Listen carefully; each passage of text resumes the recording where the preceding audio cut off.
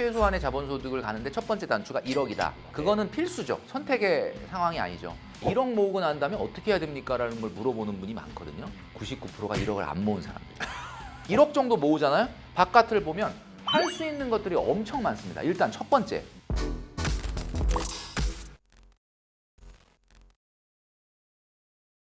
멘토님 1억 모으기를 굉장히 강조해 주셨잖아요. 지난번 영상에서 제가 기억에 남는 게 1억은 자본소득을 위한 최소한의 자본금이다 이 말씀을 해주셨어요. 네. 그래도 한 번 더 복습을 위해서 저희 구독자분들께 정리를 한번 부탁 한번 드릴게요. 네. 봄에도 이제 말씀을 한번 드렸었는데 중요한 거는 항공기가 비행을 하려면 고도 1만 미터로 올라가야 됩니다. 그거는 필수죠. 선택의 상황이 아니죠. 마치 직장인들이 최소한의 자본소득을 가는데 첫 번째 단추가 1억이다. 이게 같은 원리인 거예요. 그러니까 이걸 꼭 2030한테만 얘기하는 게 아니라 사실은 노후를 준비하고 있는 4050도 마찬가지입니다. 최소한 1억 정도라고 하는 노후 자금을 만들어야 그 다음에 다음번을 풀 수가 있는 거죠. 이 1억을 그러면 어떻게 모아야 되는 게 좀 현명할까요? 이제 사실은 1억이 주는 상징성 때문에 제가 1억을 강조하는 거지. 그럼 꼭 1억이 안 되면 안 되는 거냐? 그런 뜻은 아니에요. 5천, 6천, 7천을 모아야 그 디딤돌로 또 1억을 갈 수 있는 거니까 여러분들이 느끼기에 와 엄청 큰 돈이다 라는 느낌이 오는 돈을 목표로 세우십시오. 베이스 캠프를 친다 그러죠. 뭐 단박에 1억 가는 것도 물론 좋지만 그게 너무 부담된다면 일단 5천부터 시작하자. 우리가 뭐 에베레스트 정상을 올라가기 위해서는 반드시 어느 중간 지점을 통과해야 되는 게 있지 않습니까? 이제 그런 것들에 여러분들이 의미를 붙여가지고 하셔라. 제가 전 영상을 통해서 말씀드렸지만은 누구나 매년 10만 원 정도는 증액을 할 수 있지 않겠느냐. 그러니까 예를 들면 4년, 5년에 만든다는 건 내 월급으로는 불가능하지만 한 7년, 6년, 7년에라도 좀 만들려면 어떻게 해야 되나요? 95만 원을 저축을 하세요. 그리고 매년 10만 원만 증액을 해보자. 그건 할 수 있지 않습니까? 그러면 7년이 딱 지나면 1억 2천 정도 나와요. 그럼 1억 모으자더니 왜 1억 2천이나 모으게 했느냐? 인플레이션이 있잖아요. 그러니까 우리나라 이제 지난 10년간 근원 물가 지수를 보면은 평균 한 2% 정도는 인플레이션이 있었기 때문에 그걸 감안해 보면 이 7년 후에 1억 2천을 모으셔야 지금 1억하고 화폐 가치가 같거든요. 얼마나 가볍습니까? 뭐 153, 128 이건 부담스럽지만 95로 시작을 하는 거죠. 네. 95로 시작해서 점점점 늘려서 1억 2천까지 한번 모아보자. 이런 그 1억이 계획으로. 지금 화폐 가치 1억이다. 1억이다. 이렇게 네. 되는 거죠. 저희 회사에서도 이제 멘토님 영상을 보고서 저희 대리님이 1억을 모으신 분이 계시더라고요. 예. 1억 모으는 거 뭐 좀 어려웠지만 생각보다 이게 뿌듯한 정도? 뿌듯하죠. 네. 엄청나죠. 근데 뭔가 약간 지금은 좀 허무하다는 이런 말씀을 좀 주시더라고요. 아마도 이제 1억을 모으고 나서 이걸 어떻게 해야 될지 그 다음 스텝이 1억을 모으고 있는 것 허무한 같아요. 이유는 월드컵을 안 보러 갔어요. 보상을 안 줬구나. 본인한테 어떤 이벤트가 딱 될 만한 네네. 보상이 있었어야 됐다. 진짜 1억 모으느라고 얼마나 고생했습니까? 자기 자신을 토닥토닥 할 만한 기념비적인 어떤 이벤트. 그런 건 진짜 좋은 이벤트예요. 뭐 쓸데없이 그냥 가만히 홈쇼핑 보다가 저 가까 이러고 가는 거는 그거는 불필요한 거지만 이런 거는 해주셨어야 된다. 그래서 자기 인생의 어떤 다큐멘터리지 딱 어떤 점을 찍고 가는 거지. 강의를 제가 많이 다니다 보면 멘토님 1억 모으고 난 다음에 어떻게 해야 됩니까? 라는 걸 물어보는 분이 많거든요. 그분들의 거의 99%가 1억을 안 모은 사람들이에요. 그러니까 왜 그러냐면 1억을 모은 사람들은 사실은 잘 질문을 안 해요. 왜냐하면 그다음 1억 모으는 동안에 본인이 얼마나 많은 생각을 했겠습니까? 그렇죠. 그죠? 5년, 7년 동안 뭔가 아이디어도 떠오르고 생각이 있는데 네네네. 안 모은 사람들이 야 그럼 1억 모으고 어떻게 하라는 거야? 이러고 물어보는 거거든요. 1억 모으고 나서 물론 바로 막 드라마틱한 어떤 할 수 있는 일이 생긴다라는 건 아니겠지만 그분이 상당히 많은 내공이 올라왔을 거예요. 1억 모으면서. 자 지금 저희가 굉장히 높은 층에 있지 않습니까? 여기가 네. 한 30층 정도 되는데 네, 30층이요. 같은 장소 1층에서 여의도를 바라보는 거와 30층에서 여의도를 바라보는 것은 같은 장소지만 완전히 달라요. 내가 한 2, 3천 있을 때는 2, 3천 갖고 뭘 하지? 생각이 없었는데 1억 정도 모으잖아요. 바깥을 보면 할 수 있는 것들이 엄청 많습니다. 일단 첫 번째 결혼을 할 수가 있습니다. 1억으로. 네, 왜냐하면 1억 정도를 안 모은 사람은 설사 마음에 드는 사람이 있어도 결혼이라는 말을 꺼내거나 생각을 아예 안 하는 거지. 근데 1억이 있어. 근데 내가 정말 결혼하고 싶은 상대가 있어. 근데 그 친구도 한 1억 정도 모았다. 1인 가구가 2인 가구가 되는 엄청난 재테크를 할 수가 있는 거죠. 그리고 두 번째, 청약을 할 수가 있지 않습니까? 그렇죠. 네, 최근에는 청약 시장이 양극화되면서 너무 괜찮은 건 몰리고 좀 별로면 너무 안 가고 뭐 이러긴 하지만 기존의 아파트를 사는 것보다는 분명히 프리미엄이 들어있는 거는 분양시장이거든요. 네. 그럼 최소한 1억 정도는 내가 계약금을 낼 수 있는 정도의 컨디션이어야지 그런 거 눈에 보이는 거지. 아니, 돈도 없는데 그런 걸 관심을 안 갖거든요. 그 다음에 여러분 보십시오. 직장인들이 지금 월급이 250밖에 안 돼요. 300밖에 안 돼요. 돈 모을 돈이 없어요. 라고 얘기하는 분도 많지만 여러분 놀라지 마십시오. 주변에 2, 300 벌면서 N자 파는 분들이 엄청 많습니다. 네. 이건 제가 지금 괜히 얘기하는 게 아니라 제가 많이 만나기 때문에 알거든요. 사업적으로 성장할 수 있는 N잡이야. 가능성 있어요. 내가 보니까 뭐 온라인 커머스서부터 해가지고. 네네. 근데 그거를 사업화하기 위한 투자로 가려고 해도 1억은 있어야 되거든요. 그 다음에 여러분 뭐 요즘 최근 뭐 경매를 배운다, 뭐 소액 부동산 투자 배운다, 뭐 이런 분들 많잖아. 제가 그게 뭐 꼭 성공이 된다 안 된다 이런 걸 떠나서 아니 뭐 그런 걸 하려고 그래도 뭐 일단 시드가 있어야 그렇죠. 네네. 경매 해보셔서 아시겠지만 기본적으로 가지고 있어야 네, 10% 네, 내야 네. 뭐 되는 거 아니야. 그러니까 여러분 잘 생각해 보세요. 1억을 안 모아 보니까 야 1억 모으면 그 다음에 뭐 뾰족한 수 있어? 이렇게 물어보는데 모아 보세요. 1층에 있으시면 아무것도 안 보이는데 30층 올라오시면 지금 안개가 꼈네. 근데 하여튼 정말 보입니다, 여러분. 제가 그냥 하는 소리가 아니에요. 그래서 일단 1억을 모아보면 이제 투자 대상도 보일 수 그렇죠. 있다라는 보인다. 말씀을 해주셨습니다. 4월에 출연해 주셨을 때 네. 이제 노후를 위한 최고의 재테크는 결국엔 현금 흐름이 안정적인 아파트다 이런 말씀을 좀 해주셨어요. 그 의견 여전히 좀 유효한 건가요? 여전히 유효하죠. 미국이 금리를 세게 올리고 500bp 이상을 올리고 그 다음에 경제가 어떻게 됐느냐. 이 역사적으로 보면은 지난 50년간 4번의 500bp 이상 올리는 금리 인상이 있었는데 네네. 그 이후에 2, 3년 있다가 반드시 경기 침체가 왔습니다.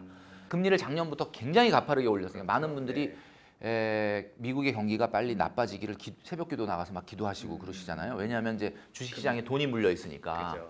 네네. 그래야 막 금리를 빨리 낮추고. 근데 사실 안타깝게도 미국의 경제가 너무 좋죠. 네. 너무 좋죠. 네네. 연착륙이 가능성이 높아지고 있고 네네. 경기 침체가 안 오고 넘어가진 않을 것 같아요. 그러니까 한 번은 경기 한 번은 침체가 올 건데 아마 오는 시기는 24, 25년도가 되지 않을까. 24, 25년도에 온다면 우리나라는 경제 위기죠. 미국이 경기 침체가 온다면. 네. 자산 시장이 2020년, 21년도에 올라간 거는 사실 거품이라고 봅니다. 21년도 올라간 건 다 반납했고요. 네. 20년 올라간 건 아직 지금 반납을 안 하고 있는데 요걸 반납을 해야 우리 이 시청자분들한테도 기회가 네네. 오는 겁니다. 네네. 반납을 하고 넘어갈 거냐 안 하고 넘어갈 거냐. 사실은 지금처럼 금리가 고금리로 계속 유지된다면 반납을 해야 될 텐데 시장은 지금 금리를 멈춘다 이런 뉴스가 있다 보니까 네네. 멈추면 낮추는 거 아니야? 뭐 이렇게 생각을 하면서 네네네. 지금 그걸 반납을 안 하고 있는 거거든요. 주식도 부동산도. 네네. 그런데 모건 스탠리나 뭐 골드만삭스나 이런 데서 뭐 내년도에 뭐 200bp 이상 낮출 거다 뭐 이런 얘기를 하는데 과연 낮출 거냐 안 낮출 거냐라고 본다면 저는 안 낮출 거에 한 표 던지고 싶습니다. 네네. 왜냐면 낮추더라도 상당히 유의미한 하락은 없을 거다. 자, 그러면 어떻게 되냐면 자산은 24, 25에 걸쳐서 한번 2차 조정을 받을 가능성이 있습니다. 그러면 뭐 아파트가 별론 거 아니냐? 제가 말씀드리는 아파트라는 거는 아파트를 통해서 자산이 막 늘어나서 부자가 된다 그런 뜻이 아니라 아파트가 대한민국에선 유일하게 현금 흐름이 가장 안정성이 높기 때문에 노후에는 아파트 정도는 한 채를 가지고 있는 것이 조금 상대적으로 유리하다.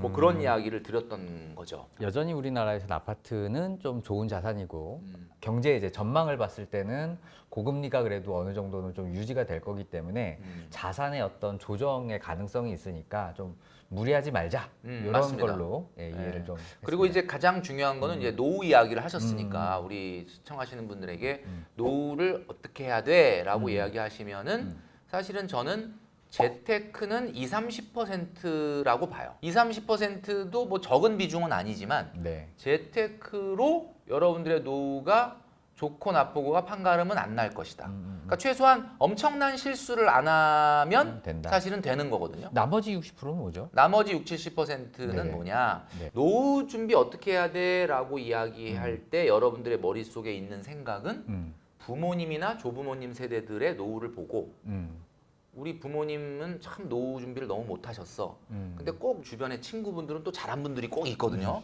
네. 그럼 그분들은 어떻게 했느냐 봤더니 뭐 땅을 잘 샀다. 뭐 주식을 잘 사놨다. 뭐 어디에 아파트를 잘 사놨다. 다 이런 거야. 그러니까 그 실패 사례와 성공 사례를 학습하면서 여러분들 머릿속은 뭐로 꽉 차 있느냐? 뭐에 투자해야 되냐? 이렇게 돼 있는 거거든요. 그때 시대랑 지금이랑 다릅니다. 안 돼요, 이제. 제가 봤을 때. 그래서 문제는 많은 분들이 주식시장에서 주식을 하고 있고 아침에 9시만 되면 출근했다 화장실 갑니다. 네, 왜냐면 그 장을 봐야 되니까. 장시작. 네. 심지어는 막 새벽 3시에 이런 눈이 떠지는 분도 있어. 미국 미장, 네. 미장에 들어가는 분들은. 그러니까 이런 경우는 어떤 거에서 나온 거냐면 그 공포심에서 나온. 내가 혹시 이 주식을 해서 엄청나게 큰 돈을 벌겠다는 건 아니지만 혹시 이걸 안 따라갔을 때 뭔가 내가 뒤처지는 거 아니야? 라는 공포감이 있어서 그런데 제가 오늘 말씀드릴게요. 전혀 안 뒤처지니까 걱정하지 않으셔도 됩니다. 주식시장에서 일어나는 어떤 상승, 무용담, 막 친구들이 와서 막 몇십 프로 먹었다 뭐 이런 얘기 쿨하게 축하해 주십시오. 잘했다. 그리고 좀 기다려 보시면 그분의 입이 조용해질 날이 곧 온다. 주식시장에서 직장인이 유의미한 성공을 이룬다는 거는 불가능해요. 그런데 이런 건 가능하거든요. 한번 되게 세게 한번 물려가지고 엄청난 손실과 타격을 입니다. 이런 일은 비일비재합니다. 그렇기 때문에 여러분들이 그걸 피하는 것이 좋을 것 같고요. 5억 정도를 투자한 직장인이 있었는데 제가 만나본 직장인 새벽 3시에 일어나고 밤에 잘 때까지 매일 뭐 이거 들여다보고 저는 뭐라고 그랬냐면 그럴만하다 그랬어. 5억이나 투자했는데 그럼 당연히 그 정도 해야지. 근데 여러분들은 지금 그분의 100분의 1을 투자하고 그분하고 똑같이 행동하고 있는 거예요 지금. 그거는 낭비죠. 그거는 스트레스고 그거 스트레스는 비용이죠. 그래서 제가 지금부터 말씀드리는 걸 잘 들으십시오. 약간은 두루뭉술한 얘기가 될 수도 있는데 이게 중요하기 때문에 여러분들한테 드리는 말씀이에요. 시청자분들이 2030이라면 5가지를 해야 돼. 5가지. 5가지. 뭐죠? 이게 뭐냐면 네. 제일 중요한 게 2030 시절에 성장을 해야 되잖아요. 네네. 내가 성장을 해야지 내가 산 주식이 성장한다고 돈을 버는 게 아니잖아. 제프 베조스나 일론 머스크, 빌 게이츠 뭐 이런 주식 부자들. 그 사람들이 주식 부자인가요? 사업을 잘했죠. 네. 네. 주식 부자 랭킹의 탑 10에 들어간다고 해서 절대 주식 투자를 한 분들이 아니고요. 그냥 자기가 한 일을 성공하고 발전시킨 분들이에요. 그랬는데 그게 주식회사가 되고 커지다 보니까 주식을 갖게 되고 그 주식이 폭발적 수익 때문에 주식 부자가 된 거예요. 지금 여러분들이 2030 때 해야 될 일은 여러분들이 위치하고 있는 업무에서 최고가 되는 일입니다. 네. 최소한 여러분들이 하는 업무에서 야, 너 정말 대단하다 라는 얘기를 한 달에 한 번은 들어야 되는데 네. 빵꾸는 안 내는구나. 이런 얘기를 목표로 일을 하고 있다? 네. 여러분 그건 아니죠. 제가 이 말씀 드리면 멘토님 참 좋은 얘기인 건 아는데 저는 너무 평범한 일을 하고 있거든요. 이게 과연 내 잡을 성장시키는 게 이게 있을까요? 여러분 그렇게 생각하시면 안 됩니다. 아주 굉장히 일반적인 업무라고 생각할지 모르지만 그 업무를 하는 수많은 대한민국의 사람들 중에 여러분이 연봉 1등은 아니지 않습니까? 여러분들 일단 여러분 잡이 성장을 해야 돼요. 자, 그러려면 첫 번째 이직을 하셔야 됩니다. 이직. 이직을 하셔야 된다는 거는 지금 여러분이 있는 곳에서 무조건 이직을 해라 이 뜻이 아니라 늘 이직을 염두하고 계속 어딘가 어플라이를 하고 있는 정신 상태와 태도여야 된다는 거예요. 항상 두 번째. 경쟁력을 그렇죠. 유지하면서. 경쟁력 유지. 네네. 두 번째, 학습을 해야 돼요.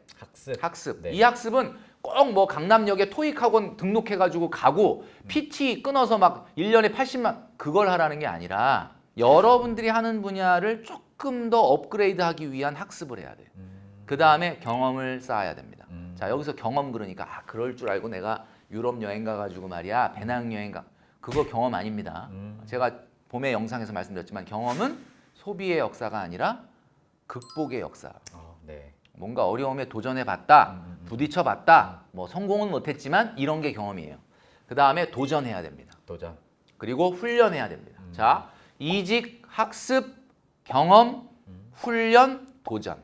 자, 이 단어를 딱 들었는데 여러분 지금 너무 생소해. 여러분들은 지금 직무유기하고 있는 거예요, 청년 시절을.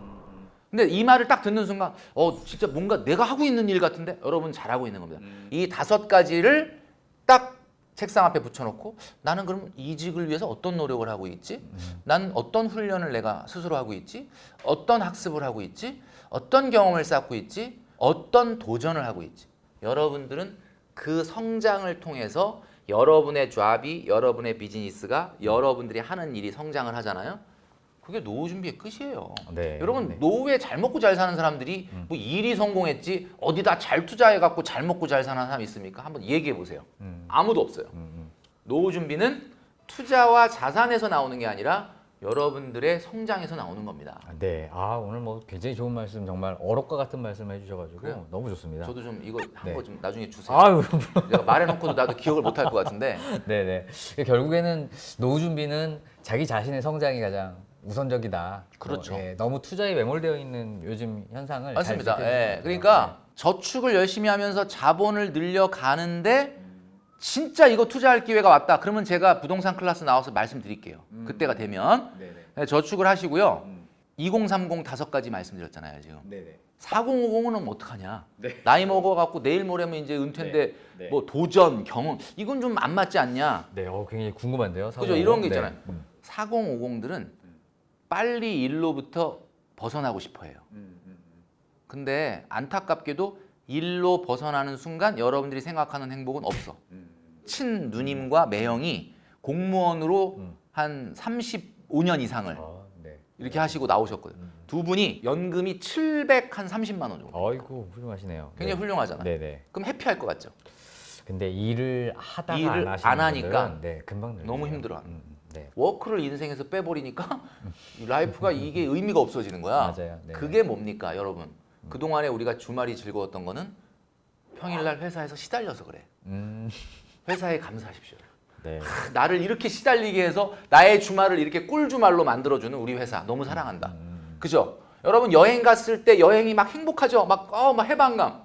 그 일상이 있어서 그래요. 네. 그냥 계속 여행 다녀봐. 오로지 집에 가고 싶은 생각밖에 안 듭니다. 진짜로. 그러니까 한마디로 말하면 우리가 느끼는 모든 기쁨의 원천은 고통에서 오는 거거든요. 그래서 이 4050들한테는 저는 이런 말씀 드려요. 여태까지 초중고등학교 때는 열심히 공부해서 뭐 대학 가라 그래서 대학 갔잖아. 그 대학 갔더니 취업해야 된다고 열심히 하라. 열심히 해서 취업했잖아. 그럼 취업하고 막 열심히 살아. 막 승진해야 된다 그래서 했잖아. 그리고 이제 은퇴를 한 5년, 10년 앞둔 거야. 4050. 어떻게 해야 되냐? 여러분들이 진짜로 좋아하는 일을 발견해야 되는데 좋아하는 게 뭔지를 모르는 거예요, 지금. 내가 뭘 좋아하는지를 몰라. 뭘 잘하는지를 몰라. 이 세상에서 소득과 소비라는 두 단어가 있지 않습니까? 네. 소득은 뭐냐? 여러분, 누군가의 필요를 해결해 주면 소득이에요. 근데 나의 필요를 해결하면 소비예요. 네네. 그죠? 간단하죠? 그러면 나를 기준으로. 나를 기준으로. 자, 그럼 여러분 노후를 어떻게 준비해야 되냐면 여러분들이 노후에도 누군가의 필요를 해결해 주는 일을 해야 돼요. 네네네. 해야 되는데 여러분들이 좋아하고 잘하는 일을 찾아라. 앞으로 한 10년 남았잖아요, 은퇴하려면. 네. 찾아라. 그랬더니 색소폰을 배워볼까? 뭐, 피아노를 배워볼까? 네. 나를 만족시키지 그거는 말고. 나의 필요를 해결하는 거잖아. 그거 말고 여러분 그거는 찾기 쉽지. 그거는 뭐 엔터테인 난 좀 즐겁게 해봐. 이거는 정말 널렸는데 제가 얘기하는 건 그게 아니라 여러분들한테 숙제를 드리는 거예요. 앞으로 10년 동안 뭘 준비하셔야 되냐면 누군가의 필요를 해결해 주는 일인데 내가 그걸 되게 좋아하고 잘해. 그게 뭘까요?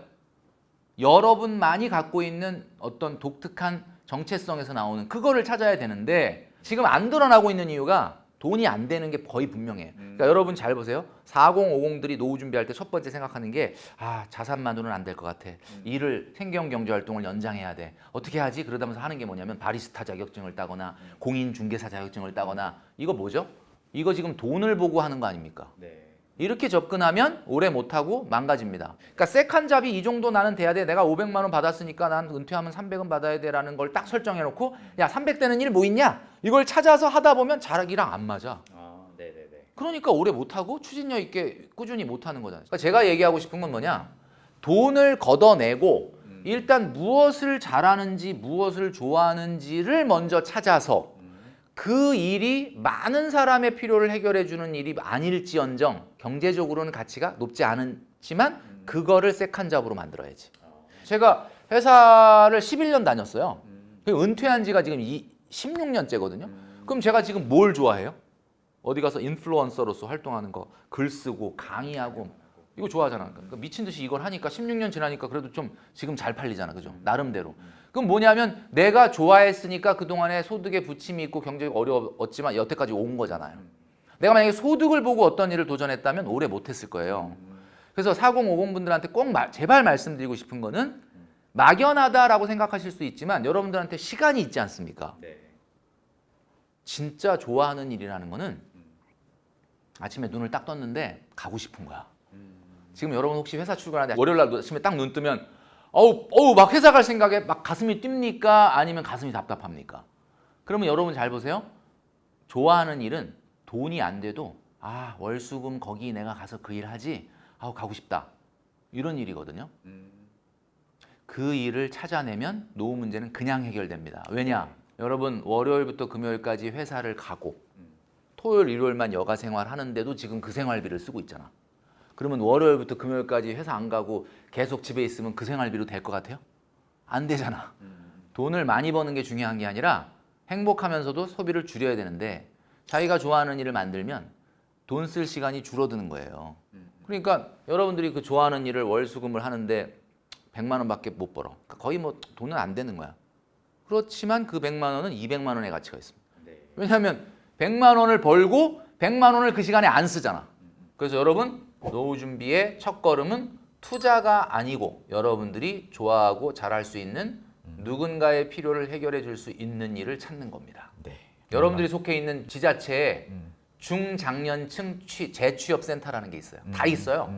가보면 뭐가 있냐? 나는 누구인가? 교육 프로그램? 네, 네네네. 나는 뭘 좋아? 이거 있거든요. 여러분 한번 도전해 보시기를 바라겠습니다. 네. 오늘 뭐 좋은 말씀 네. 너무 많이 해주셨는데요. 저 네. 마지막으로 저희 이제 구독자분들께 2024년 새해를 맞이하는 이 시점에서 희망적인 한번 말씀 좀 부탁드려보겠습니다. 네, 제가 얼마 전에 신간을 하나 출간했는데 이건 책은 아니고 가계부를 출간했어요. 이거 왜 가계부를 출간했느냐? 요즘 뭐 가계부 앱도 많고 그런데 2024년도는 여러분도 느끼시겠지만은 23년도보다 조금 더 어려워서 아마 이 위기의 정점이 될 가능성이 많습니다. 자, 위기의 정점이라는 얘기는 뭐야? 어쩌면 위기가 이 안개가 금방 거치듯이 곧 거칠 가능성이 있다라는 거죠. 네네네. 그러기 위해서는 손글씨를 직접 쓰는 것처럼 경제 다이어리인 가계부를 써보자. 여러분 그런 마음으로 마음의 허리띠를 딱 동여매시고 24년도를 출발하시면 아무리 어려운 어려움이라 하더라도 여러분들이 각오한 어려움은 쉽게 넘어갈 거다 이런 말씀을 드리고 싶습니다. 좋은 말씀 많이 주셔서 너무 정말 감사합니다. 네, 저도 불러주셔서 감사합니다. 네. 자, 오늘은 돈줄남 김경필 머니 트레이더 분을 모시고 어떻게 하면 돈을 좀 잘 모을 수 있을지, 어떻게 하면 우리가 노후 준비를 잘 할 수 있는지에 대한 해안을 좀 들어본 시간을 가졌습니다. 올 한 해 마무리 잘 해주시기 바라겠고요. 모두 부자 되시면 좋겠습니다. 오늘 영상도 좋으셨다면 구독, 좋아요, 알림 설정 부탁드립니다. 감사합니다.